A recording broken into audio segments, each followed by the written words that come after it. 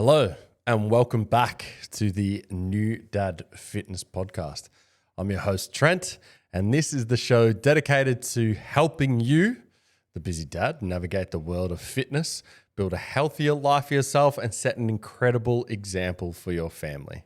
Today, we're tackling a concept that can truly revolutionize your time in the gym, especially when your time is precious, right? I'm going to go blah.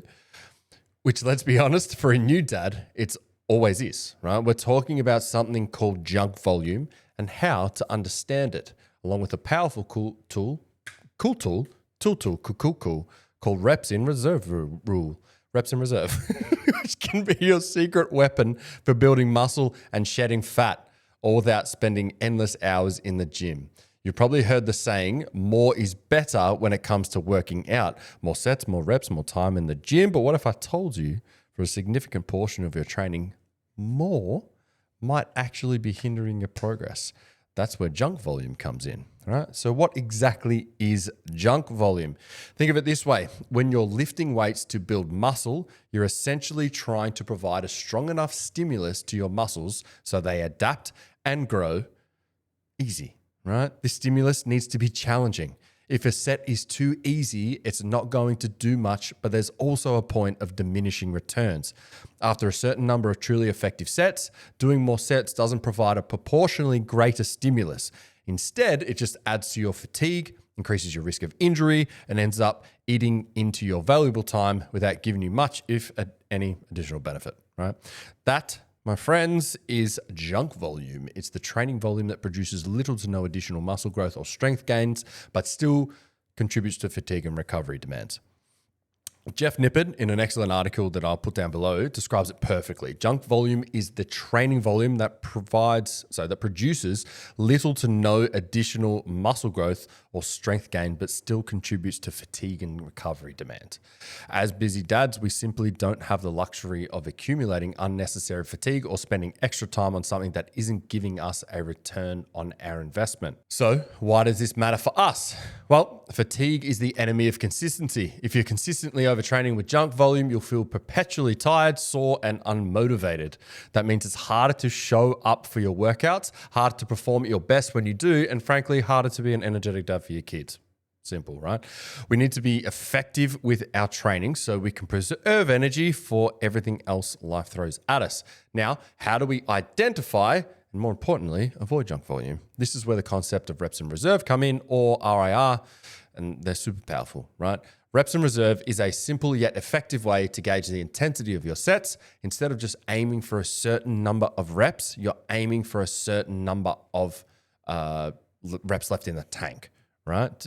After you finish your set. So let me explain. If you perform a set of bicep curls and you feel like you could have done 2 more repetitions before reaching muscular failure, meaning you absolutely couldn't lift the weight again with good form no more, then that set was performed with 2 RIR. If you went to failure, that would be 0 RIR. If you could have done 5 more, then that would be 5 RIR, and so on. All right, makes a bit of sense. The general consensus in the fitness community, backed by a lot of research, is that the more effective sets for building muscle are those performed with an RIR of between 0 and 4. This means your sets should be challenging, pushing you close to failure, but not necessary to failure on every single set, right? Think about it. A 0 RIR takes the set to complete muscular failure, which is super demanding on your recovery. 1 RIR, you could have squeezed out 1 more rep, but still it was fucking hard, right? Number 2, you could have done 2 more reps, still pretty fucking hard, but not quite to the absolute limit. 3 to 4 RIR, you could have done 3 or 4 more reps, good for warm-up sets or when you're focusing on technique, right? When you're talking about avoiding junk volume, we're primarily looking at the sets that are easy, so sets with an RIR of 5 or more. These sets might feel like you're not doing something, they might feel like you are doing something, but you're not really providing enough stimulus to actually drive muscle growth. So they're a bit pointless. They just add to the overall volume without much benefit, hence the junk part, right? So how do we apply this in practice? So let's say you're doing 4 sets of 10 in a leg press. Instead of just hitting 10 reps and moving on, focus on making each of these sets effective. For your main working sets, aim for an RIR of 1 to 3. This means that by the time you hit your 10th rep, you should feel like you could only do 1, 2, or maybe 3 more. More reps with good form before you fail.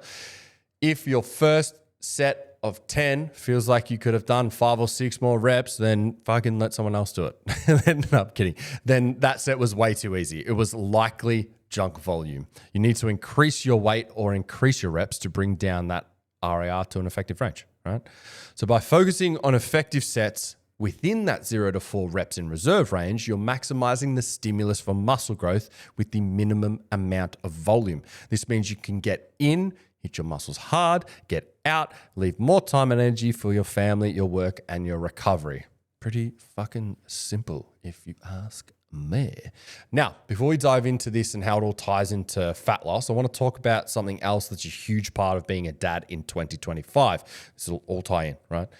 Something that profoundly impacts our energy, our time, and even our mental state, which is the ever-evolving landscape of parenting, specifically the rise of gentle parenting, right? So gentle parenting has been huge in my Instagram algorithm as well as my TikTok one. It's just fucking everywhere, and it's in my wife's too. So this is sort of a segment that I thought would be really great for people to sort of tap into, right, and have a bit of a think about. So for those who grew up with a more traditional parenting style where perhaps because I said so was a common phrase or fucking clip around the back of the ears, this new approach can feel a little bit like a lot, right? Gentle parenting at its core is about understanding our children's emotions, validating their feelings, setting boundaries with empathy, and fostering a deep, respectful connection. It's all about breaking cycles, building emotionally intelligent kids, and being the best, most present parents we can be. And it's a pretty nice goal, right? We all want our kids to thrive. Like, they don't want them to be shit and have a bad time, because that's not what parents are about, right? But for us dads, especially those juggling careers, family life, and trying to stay fit, this new expectation can create quite a unique set of pressures. We're encouraged to spend more quality time, to engage deeply with our children's emotional world, to co-regulate them like during meltdowns, and to explain the why behind every single rule, and to always respond with calm and empathy. This is emotionally and mentally demanding work. It requires an immense amount of patience, self-awareness, and presence. And while it's incredibly rewarding, it can also be like fucking really exhausting, right? There's an internal pressure to always fucking get it right. The consistent self-evaluation, the sometimes sheer duration of a toddler's meltdown when you're trying to validate their feelings about a fucking mismatched sock, or that I can't fucking watch this shit on Netflix because it's too stimmy, right? It can feel like every interaction is a test. And if you don't respond perfectly, you're somehow failing your child or hindering their fucking development, which is wrong, right? So wrong. If you try your best to be the best parent that you can be, I'm sure your kid will turn out to be pretty damn good, right? If you just fucking leave them to eat things and just dirt and you don't look after them, then you probably need to reassess. This is where the connection to our fitness, and specifically to avoiding junk volume, becomes so vital. When you're consistently drained from managing the emotional complexities of gentle parenting, or just parenting in general, your mental bandwidth is already stretched thin from a day of work and then being an incredibly present dad. The last thing you need is a workout that adds more unnecessary fatigue without yielding some fucking results, right? You need your energy for those crucial moments of connection, for the patient conversations, for holding a crying kid without feeling completely depleted. If your workouts are adding to your overall stress load instead of alleviating it, and if they're leaving you feeling more run down because of the junk volume, then something has to give you, got to fucking change some shit. And too often, it's either the consistency of your workouts or worse, the patience with your kids. So by learning to train smarter, cutting out the junk volume and focusing on RAA, you're not just optimizing your physical gains, you're actually preserving your mental and emotional energy, giving you more in the tank to be a calm, empathetic, and present dad that's this generation strives to be. It's about building physical resilience so you can better navigate the emotional demands of modern fatherhood, right? So we're going to transition back into the fitness stuff, right? And how this all ties in. Let's bring it all back and tie it into muscle building and losing fat, keeping in mind the precious energy we need for parenting. So for building muscle, it's fairly straightforward. To build muscle, you need to provide a sufficient stimulus to your muscles and then allow them to recover and adapt. Junk volume hinders recovery. By eliminating junk volume and focusing on effective sets with appropriate RAR, you're getting the most bang for your buck in terms of muscle building stimulus while simultaneously optimizing your recovery, right? Makes sense. You're building muscle more efficiently, which is exactly what a busy dad needs, because he doesn't want to get in there and doesn't want to be like, oh, I'm just going to go in here and just do a couple of sets and then I'm going to fuck up and I'm not actually really working. No, we don't want to do that. We just want to get in, we want to get done, and we want to fucking push hard, right? Push hard, grow some fucking muscles. For losing fat, the link might not be as immediately obvious, but it's incredibly important. When you're trying to lose fat, you're typically in a calorie deficit, right? This means your body has less energy to work with and recovery has been even more challenging. If you're accumulating excessive fatigue from junk volume, it makes it harder to adhere to your diet, harder to perform well in your workouts, which are crucial for preserving muscle mass during fat loss, and generally makes you feel more run down and prone to eating dumb shit, right? So using RAR to optimize your training, you're preserving muscle mass more effectively during fat loss. Muscle is metabolically active tissue, meaning it burns calories even at rest. The more muscle you preserve or even build when in a deficit, the more efficient your fat loss process will be. So, smart, effective training means you're less likely to burn out and give up on your fat loss journey. Fucking bang, wrap that up, big dog. Let's go. So let's quickly touch on how to implement this as a dad with limited time, because if you can't implement it, then it doesn't make any fucking sense, right? If you're like, oh, all this information is great, Trent, but I don't know what else to do with that. It's coming. It's coming, boy. Prioritize compound movements. Focus on exercises like squats or leg press, deadlift, bench, press, overhead press, and rows. These exercises work multiple muscle groups simultaneously, giving you the most bang for your buck. Aim for 2 to 4 effective sets per muscle group per workout. This isn't a hard and fast rule, but it's a good starting point. If you're hitting those sets with an RAR of 1 to 3, you're providing a strong growth stimulus without overdoing it. Learn to gauge yourself and understand your RAR. This takes practice. So on your first few sets, you might overestimate or underestimate. But by really tuning into your body and how many more reps you could have done, you get better and better at it. You can even use an RAR scale. So for example, if you're aiming for 2 RAR, once you hit that point where you know you've got 2 more in the tank, stop the set. Listen to your body. If you're feeling unusually fatigued, overly sore, or performance is consistently dropping, you might be pushing too hard or accumulating too much junk volume. It's okay to back off the intensity or volume for a workout or two, right? Or even like a week. It's fine. Focus on consistency over intensity every single workout. Some days you'll feel stronger. Some days you fucking won't.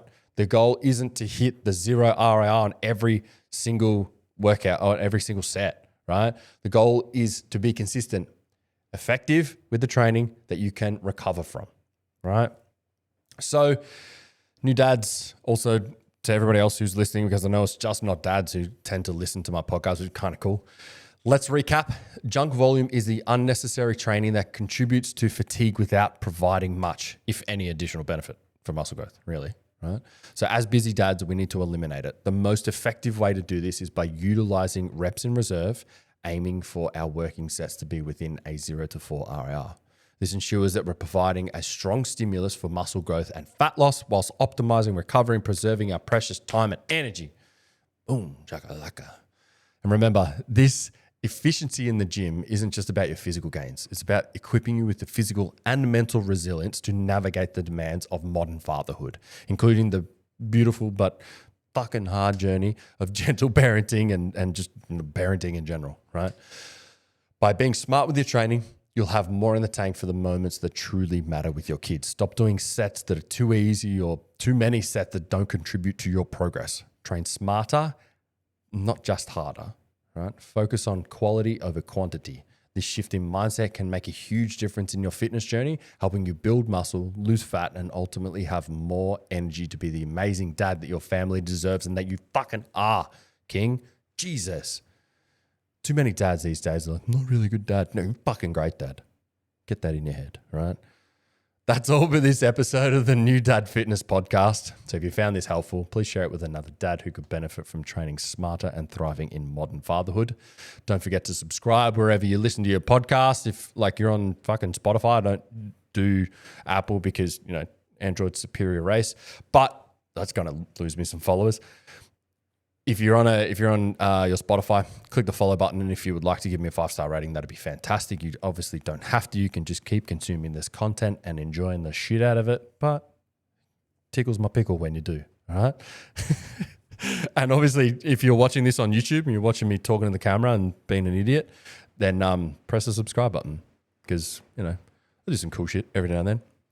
But until next time, keep crushing it both in and out of the gym and cherish those moments with your little ones. You got this, man. Don't let anybody else tell you that you don't. All right? Speak to you later. Bye.